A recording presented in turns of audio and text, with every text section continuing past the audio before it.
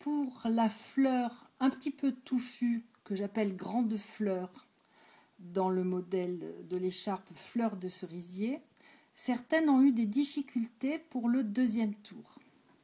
En effet, pour le premier tour, c'est très simple. 6 mailles en l'air que l'on ferme par une maille coulée et ensuite on va faire dans cet anneau les 3 pétales. Alors, les 3 pétales, c'est 3 mailles en l'air, 3 brides dans l'anneau, de nouveau 3 mailles en l'air, on pique dans l'anneau, une maille serrée, on recommence pour le deuxième pétale.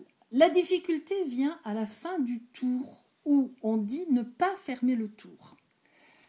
Pourquoi ?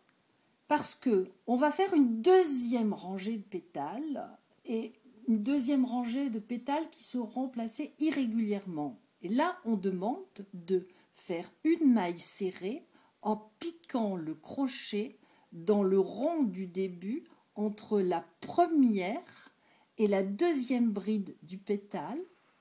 Voilà, et en passant derrière le pétale. Voilà. Je passe mon crochet derrière le pétale, là je pique dans le rond et je ramène une maille serrée que j'ai faite non pas devant mais en piquant derrière. Là je fais 4 mailles en l'air, je suis donc derrière la fleur, 3, 4 et là de la même façon, je pique, je place le crochet entre la première et la deuxième bride et à l'arrière et je pique dans le rond, je tire une maille serrée.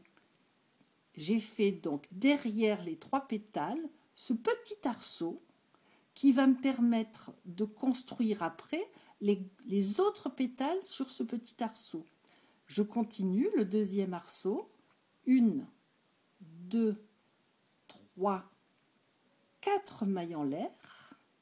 Je pique le crochet derrière le pétale du premier tour entre la première et la deuxième bride et je plonge dans l'anneau. Je retire une maille serrée. Là, j'ai fait un deuxième petit arceau. Je vais faire le troisième. 3 mailles en l'air. 1, 2, 3.